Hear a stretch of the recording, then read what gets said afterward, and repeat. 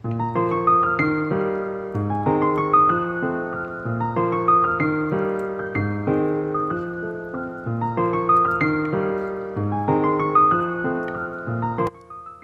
I'm Gulani Vlog. So ngayon guys, samahan nyo naman ako sa another episode ng aking recipe. Ngayon magluluto tayo ng kalderitang manok. So nandito guys ang ating mga ingredients na gagamitin.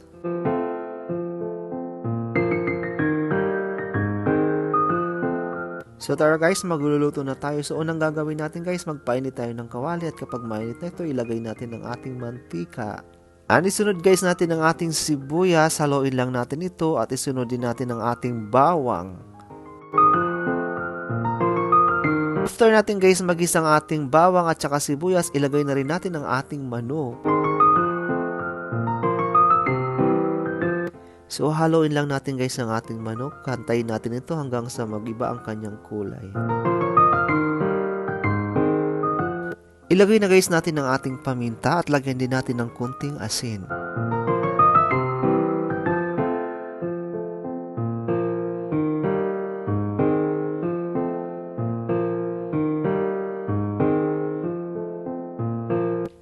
Haluin lang natin guys at after nyan ilagay na rin natin ang ating tomato paste. So bali guys, hahaluin lang natin ito ng mabuti at i-make sure natin na lulutuin natin ang ating tomato paste kasi para hindi agad mapanis ang ating ulam.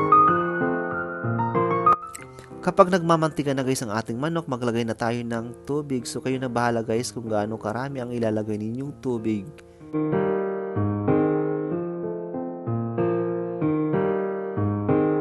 Haluin lang natin guys at saka takpan natin ito hanggang 10 minutes.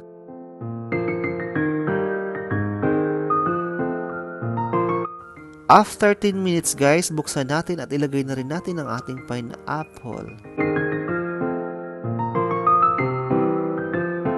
At ilagay na rin guys natin ang ating carrots.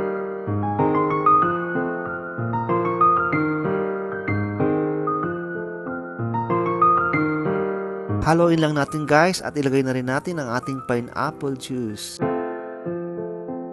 Ilagay na rin guys natin ang ating cream.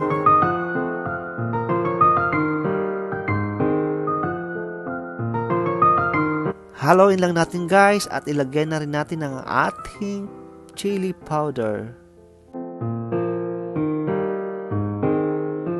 Ilagay na rin guys natin ang ating magic sarap. Ito ang magpapasarap ng ating kalderita.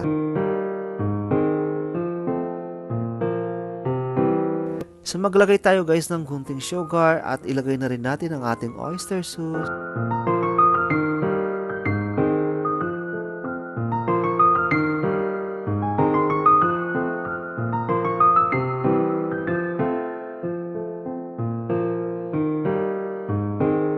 Takpan natin guys at lutuin natin ito hanggang 5 minutes.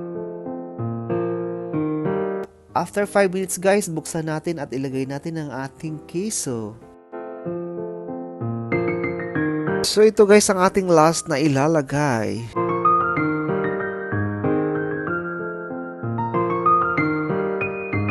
This is our finished product guys, ang ating kalderitang manok. Please don't forget to like, share, comment, and follow my Facebook channel, Gulani Vlogs, and also my YouTube channels guys, is Gulani Vlogs.